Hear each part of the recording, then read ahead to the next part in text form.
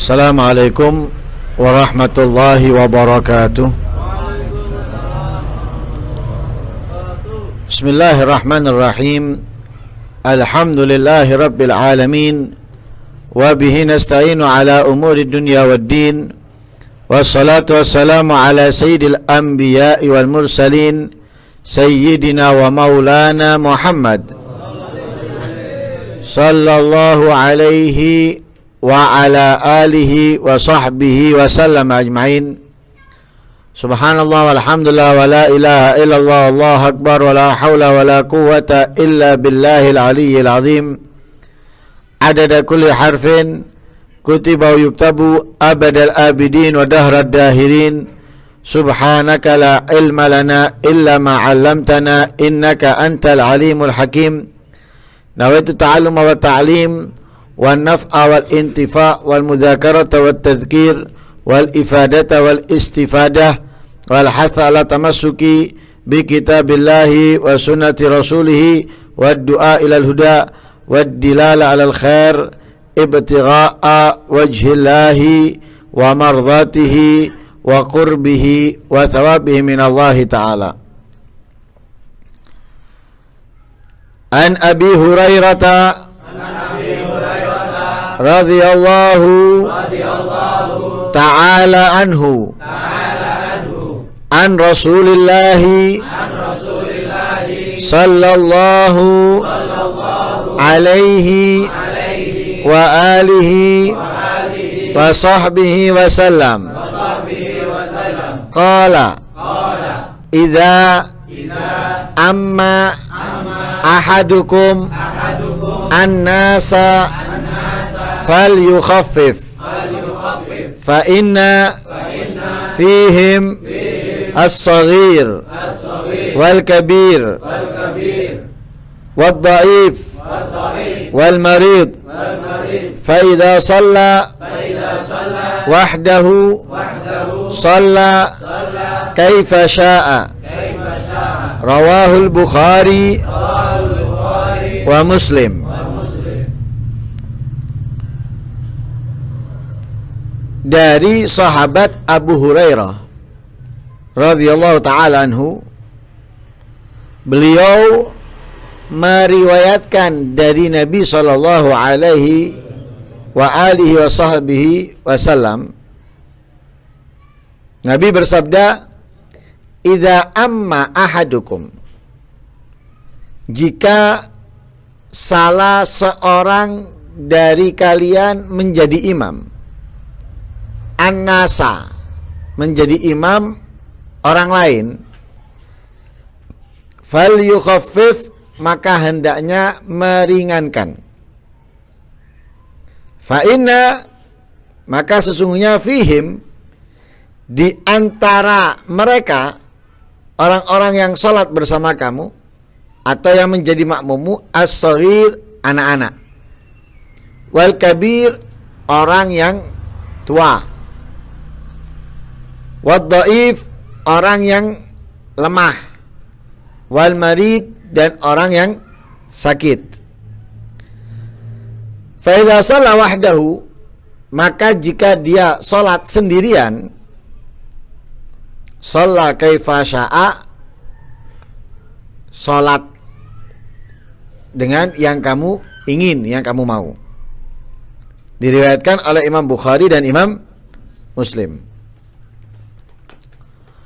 Salat ini sebagaimana kita ketahui secara global ada dua. Ada salat wajib atau fardu, ada salat sunnah.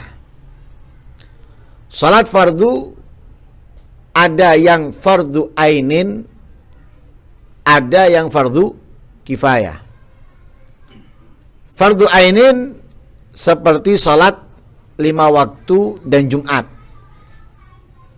Ini diwajibkan oleh setiap orang muslim baligh, berakal, selamat panca indera, dan mengetahui kewajiban daripada sholat.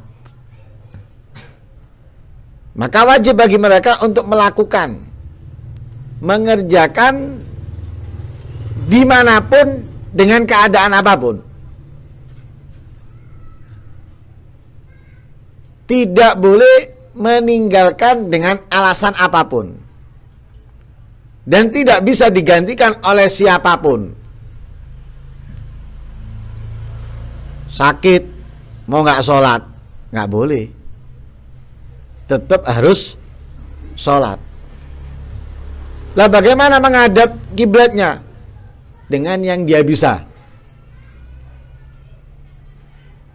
Bisa berdiri, wajib berdiri. Kalau sholat fardu ain. Nggak bisa berdiri, duduk. Nggak bisa duduk, berbaring. Menghadap kiblat juga gitu. Nggak bisa dengan lempeng kanan, lempeng kiri, dengan terlentang. Kaki di sebelah barat, kepala sebelah timur. Nggak bisa sama sekali menghadap ke sana kemari. Tetap sholat dengan yang dia bisa. Ketika dia sudah sembuh dan bisa melaksanakan dengan sempurna, wajib mengqadha'i. Intinya nggak bisa meninggalkan sholat yang fardu ain dalam keadaan apapun. Dalam berperang aja bukan menjadi alasan untuk meninggalkan sholat. Tetap ada kewajiban sholat, sehingga Allah ajarkan cara sholat dalam peperangan di dalam Al-Quran. Gak bisa digantikan. Orang tuanya sakit, gak bisa sholat, diwakilkan ke anaknya. Nak, bapak ndak esok sembayang, gantenono sembayang ini bapak ndak iso. Gak bisa nih menggantikan sholatnya ayah karena dia sakit, tidak bisa melakukan, gak bisa. Kalau setelah mati ada perbedaan pendapat. Ada yang boleh menggantikan sholatnya orang yang mati, utangnya sholat orang yang mati. Ada yang mengatakan gak boleh menggantikan dengan sholat, melainkan membayarnya dengan fidyah. Kenapa gak bisa digantikan? Karena sholat itu ibadah badaniyah. Lah ibadah badaniyah itu tidak bisa diwakilkan ke yang lain kecuali haji. Haji boleh, nggak mampu melaksanakan, diwakilkan ke yang lain boleh, walaupun orangnya masih hidup. Selainnya nggak boleh. Itu fardu ain. Ada yang fardu kifayah. Nah, fardu kifayah ini seperti sholat jenazah, wajib tapi secara kifayah. Maksudnya secara kifayah, nggak perlu banyak orang yang melakukan, walaupun satu orang cukup. Sudah, nggak wajib bagi yang lain. Ketika ada satu yang mengerjakan, tidak wajib bagi yang lain untuk melakukan. Tapi kalau melakukan, sunnah.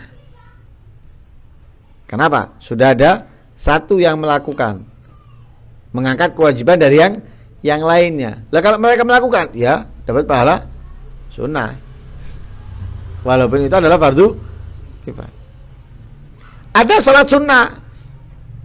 Lah salat sunnah itu terbagi menjadi 3. Ada salat sunnah yang memiliki sebab, seperti gerhana matahari atau bulan, istisqa, minta turun hujan. Atau sholat yang memiliki sunnah yang memiliki waktu, seperti rawatib, qobliyah dan ba'diyah, duha dan witir. Ini sholat sunnah yang memiliki waktu. Ada sholat sunnah yang tidak punya sebab, tidak punya waktu, yang dinamakan dengan sholat sunnah mutlak. Nggak punya waktu, nggak punya sebab. Ini namanya nafil mutlak. Lah sholat sunnah sendiri itu ada yang disunahkan berjamaah, ada yang tidak disunahkan berjamaah. Lah yang disunahkan berjamaah seperti sholat sunnah Idul Adha, Idul Fitri. atau witir di bulan Ramadan. Adapun yang tidak disunahkan berjamaah tapi dilakukan berjamaah boleh. Bukan nggak boleh, boleh. Seperti di sebagian masjid itu melaksanakan sholat duha berjamaah atau sholat isyraq berjamaah. Jadi mereka punya rutinan itu, entah mingguan atau bulanan. Setelah rutinan selesai, mereka biasanya sholat isyraq berjamaah. Tidak sunnah berjamaah, tapi mereka melaksanakan berjamaah. Boleh, tapi nggak ada kesunahan. Sholatnya sunnah, tidak disunahkan berjamaah. Kalau berjamaah, ya nggak apa-apa. Atau biasanya di sekolah-sekolahan itu siswa sholat duha berjamaah, boleh, tapi nggak sunnah. Sholatnya sunnah, berjamaahnya tidak sunnah. Nah, kalau nggak sunnah berarti nggak ada keutamaan fadilah jamaah, nggak ada. Nah, lah ketika berjamaah, baik itu dari sholat fardu ataupun sholat sunnah, namanya berjamaah itu kan berarti ada makmum. Lah makmum itu dinamakan berjamaah minimalnya itu 1. 2 dengan imam. Jadi imamnya dan makmum itu sudah dinamakan berjamaah. Cuma berdua, berjamaah dia. Bapak dengan anak, suami dengan istri, atau adik kakak misalnya. Cuma berdua, berjamaah dia. Dapat fadilatul jamaah, dapat fadilatul jamaah walaupun hanya berdua. Minimalnya itu. Minimalnya imamnya 1 pasti. Makmum 1 minimal. Nah, lebih banyak lebih bagus. Lebih baik. Karena itu dianjurkan kalau kita mau berjamaah itu nyari masjid yang banyak makmumnya atau banyak orangnya. Nah, untuk apa? Mendapatkan keistimewaan yang lebih. Tapi ada yang sedikit lebih unggul daripada yang banyak, atau lebih afdal, lebih utama daripada yang banyak, dan itu sudah dibahas di fikih di saat jalsatul itsnain. Bagi yang nyatet, bagi yang ingat, tapi saya yakin lali kabeh. Nah, lah itu berjamaah. Jadi minimal 2 orang antara imam dan makmum. Lah ketika kita berjamaah, karena adanya makmum, maka si imam ini tidak boleh egois. Salat itu ibadah. Salat itu adalah ketaatan. Jangan kita melihat diri kita tidak mempedulikan yang di belakang kita.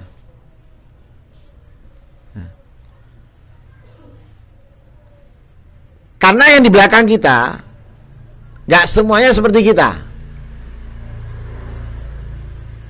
Seperti bapak dan anak, gak sama. Kekuatannya berbeda. Semangatnya pun beda. Ada yang semangat bapaknya daripada anaknya, ada yang semangat anaknya daripada bapaknya. Berjamaah juga gitu. Ada yang semangat imamnya, ada yang semangat makmumnya. Lah imam yang semangat itu jangan sampai lupa diri, sehingga dia mau makmum itu ngikuti dia.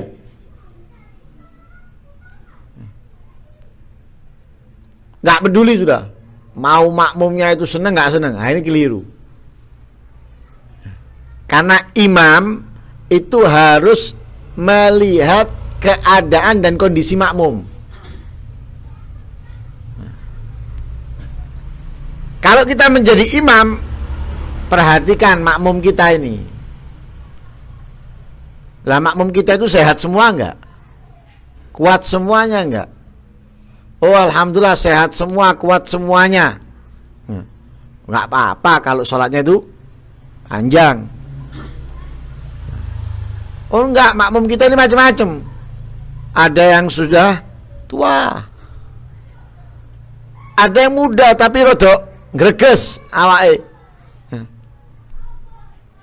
atau ada anak kecil.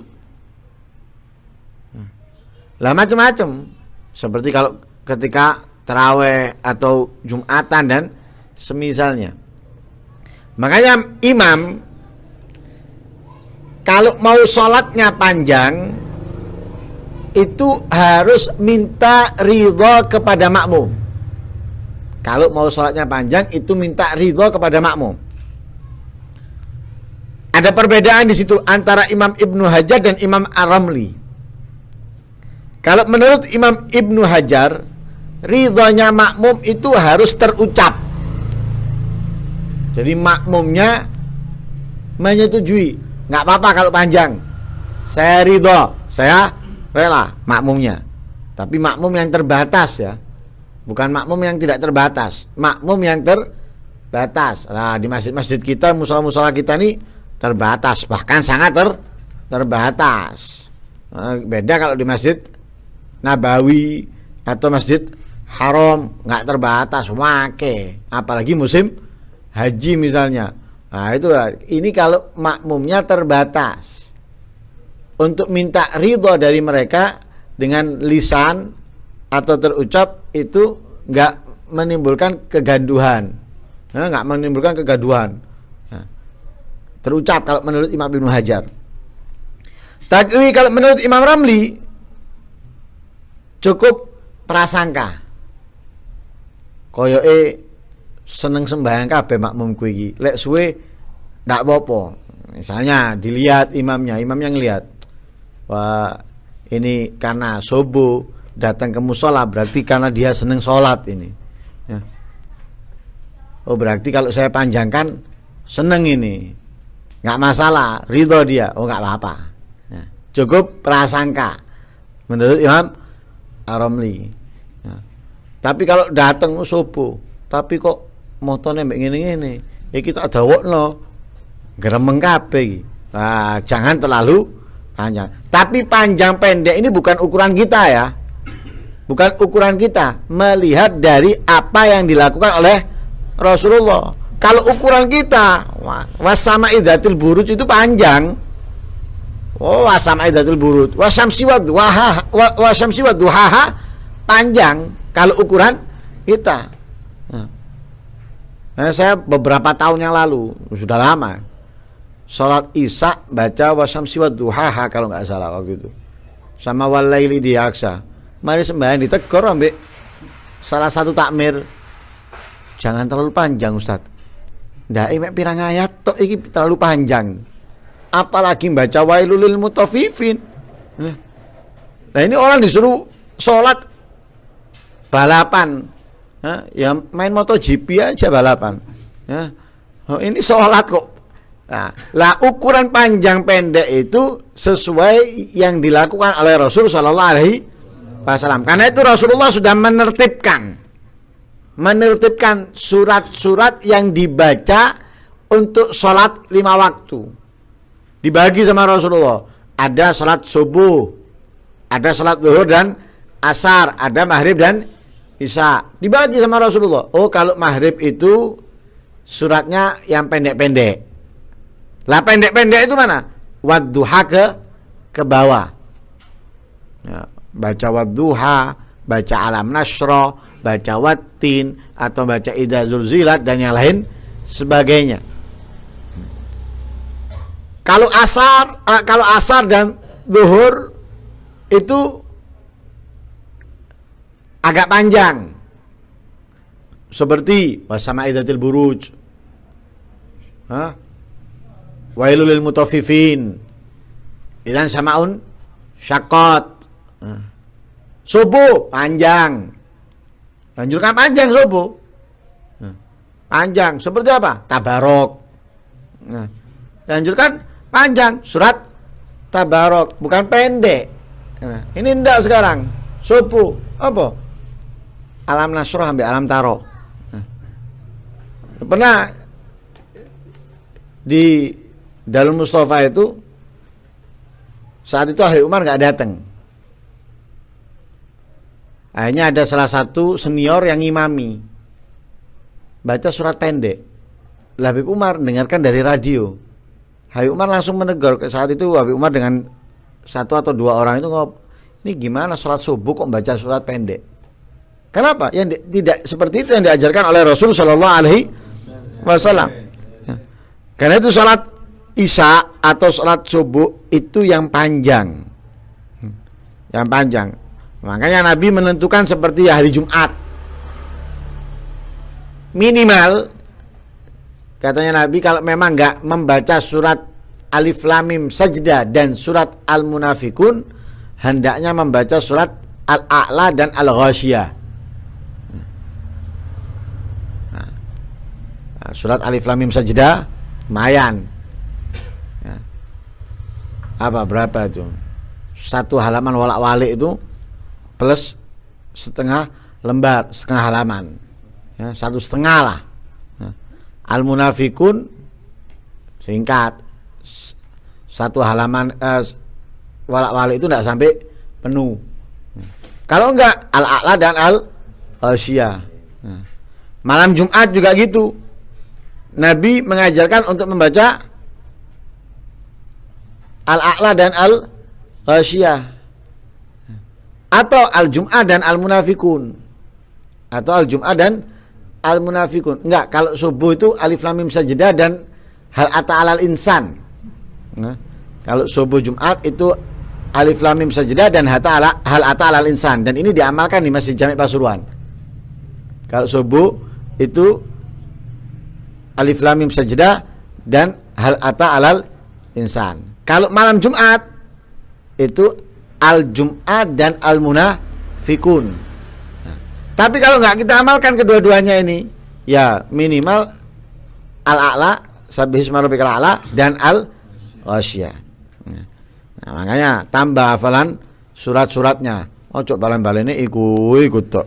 Nah, Al-Qur'an 30 juz, bukan 1-2 surat itu tok, tapi tambah hafalan kita dalam Al-Qur'an.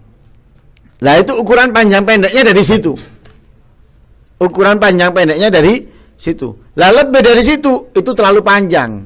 Dan itu pernah Rasulullah menegur sahabat Mu'ad. Sahabat Mu'ad saat itu menjadi imam baca surat Al-Baqarah. Nah, kita tahu surat Al-Baqarah itu 2 juz hampir setengah. Hampir 2 juz setengah. Hampir 2 juz setengah, kurang 1 ain atau 2 ain. Wah, 2 juz. Nah, sahabat Nabi itu kan memang seneng-seneng sholat. Nah, kebetulan yang ikut menjadi makmum saat itu mungkin orang dusun atau orang yang agak sakit atau punya hajat, keperluan. Lapor ke Rasulullah, ngadu ke Rasulullah, mengeluh kepada Nabi. Wah, langsung dipanggil sahabat Mu'ad. Ditegur sama Nabi, "Afatan anta ya Mu'ad." Kamu membuat fitnah ya Mu'ad, atau kamu menimbulkan fitnah wahai Mu'ad. Tegur sama Nabi, kalau kamu ini menjadi imam, khafif, ringankan sholatnya. Nabi itulah Nabi, sholat kepingin panjang. Waktu menjadi imam kepingin panjang. Lah kalau di belakang Nabi mau nggak mau, ridho ndak ridho ya tetap dijalankan. Tapi sahabat kalau sholat menjadi makmumnya Nabi seneng semuanya. Lah Nabi kepingin panjang, tapi di tengah-tengah sholat mendengarkan anak kecil nangis. Lah Nabi ini takut ibunya nggak tenang atau takut ibunya khawatir dengan anaknya, dipercepat sama Nabi sholatnya, diringankan. Nabi Shallallahu Alaihi Wasallam. Makanya Nabi mengatakan apa? Fa inna fihimud dhaif, fa inna fihimus saghir kabir wal saghir. Apa? Fa inna fihimud saghir wal kabir wad dhaif al marid. Karena ada makmum di belakang kamu itu anak kecil yang mungkin kalau terlalu panjang dulinan akhirnya, ya. Atau orang tua yang berdiri terlalu lama itu membuat kakinya lemes, bisa jatuh nanti. Atau orang yang sakit, orang yang lemah. Nah, maka ringkas, fal yukhaffif, maka ya, persingkat atau perpendek. Tapi kalau sholat sendiri, monggo. yang panjang kalau sholat sendiri. Ya, yang panjang. Nabi Muhammad itu kalau sholat sendirian, sebagaimana semuanya kita mengetahuinya, kakinya sampai bengkak. Lah kaki sampai bengkak itu kan apa? Karena lamanya berdiri. Berdiri lama Nabi. Ada apa berdiri lama? Menentok? Ya enggak. Al-Quran yang dibaca. Makanya para ulama terdahulu itu punya aktivitas membaca Al-Quran di dalam sholat. Dihatamkan dalam sholat. Jadi setiap sholat membaca Al-Quran. Khususnya sholat malam. Baca Quran mereka. Juz-juzan kadang. Sholatnya mungkin nggak banyak. Ada yang cuma 2 rakaat atau 4 rakaat. Tapi yang dibaca juz-juzan.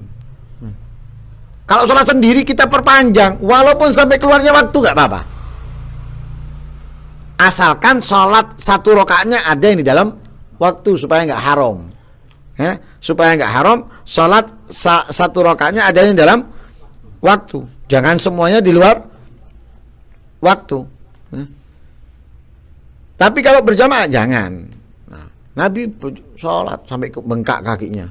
Para sahabat juga gitu loh, tanya. Nah kita juga gitu, hanya diri yang lama, baca Al-Quran ya. Dengan megang kalau kita nggak hafal, megang, selesai kantongi. Pokoknya jaga jangan sampai 3 gerakan berturut-turut. Atau kita beli meja ya, pesen juga boleh ya. Enak sih dipeseni ya. Baca, beli Al-Quran, baca, tinggal ya, baca. Nanti waktunya buka halaman, buka. Ya.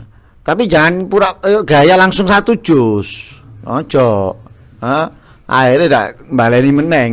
Ya coba 1 halaman dulu, 2 halaman dulu. Nanti tambah. Akhirnya kulino.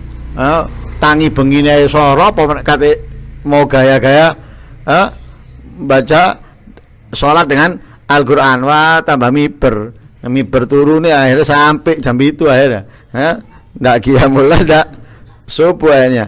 Lah itu yang diajarkan oleh Nabi. Kalau sholat sendiri perpanjang sudah. Tasbih di saat ruku nggak cukup 3, 5, 7, 9 atau 11 misalnya. Waktu sujud juga gitu 5, 7, 9, 11 misalnya. Kemudian sujud jangan, khususnya apalagi sujud terakhir, jangan hanya membaca tasbih tapi perbanyak doa, karena dianjurkan oleh Rasulullah di sujud itu untuk memperbanyak doa. Oh, perbanyak doa di sujud. Wah, jadi berdirinya lama, rukuknya lama, kemudian sujudnya juga lama. Nah, itu kalau sholat sendiri. Kalau berjamaah, perhatikan makmum dengan yang diajarkan oleh Rasul Shallallahu Alaihi Wasallam. Nah, tapi kalau sholat sendirian, ya, ini bisa makruh lama atau panjang kalau memang dengan panjangnya dan lamanya itu bisa membuat dia lupa atau hilang konsentrasi alias khusyuk. Kalau kepanjangan lali kabeh kok akhirnya iki rakaat kepiro iki misalnya ini, atau kalau kepanjangan akhirnya tidak konsentrasi, hilang sudah fokusnya, konsentrasinya, maka makruh ya, makruh panjang di situ bagi orang yang sholat sendirian. Tapi kalau konsentrasinya tetap tidak berubah dan juga tidak ada lupa, tetap ingat, maka sunnah tetap panjang. Lah hadis ini memberikan beberapa pemahaman kepada kita. Yang pertama, pentingnya atau perlunya kita mempelajari hukum-hukum dan kelembutan, baik itu secara khusus atau secara umum. Nah, lihat dalam sholat diajarkan oleh Rasulullah adanya kelembutan, yaitu dengan memerhatikan yang sakit atau yang tua dan yang lain sebagainya. Kemudian perintah untuk meringankan sholat sekiranya tidak mengurangi atau menghilangkan kesunahan-kesunahan dan tujuan daripada sholat itu. Jangan meringankan sholat, sunnahnya dihilangkan semuanya, atau tujuan sholat yaitu khusyuk, tadabbur hilang semuanya. Enggak, ringan, khusyuk tetap sunnah-sunnah tetap dikerjakan. Nah, ini daripada hadis yang kita baca, mudah-mudahan kita bisa mendapatkan kemanfaatan dan mudah-mudahan kita bisa menjadi orang yang gemar sholat, senang sholat, dan mudah-mudahan setiap sholat kita dan ibadah kita yang lainnya diterima oleh Allah Subhanahu wa taala, dan mudah-mudahan kita menjadi orang yang istiqamah dalam menjalankan kebaikan. Amin Allahumma amin. Wassallallahu alaihi wasallam Muhammadin nabiyil ummi wa alihi wasallam walhamdulillahi rabbil alamin.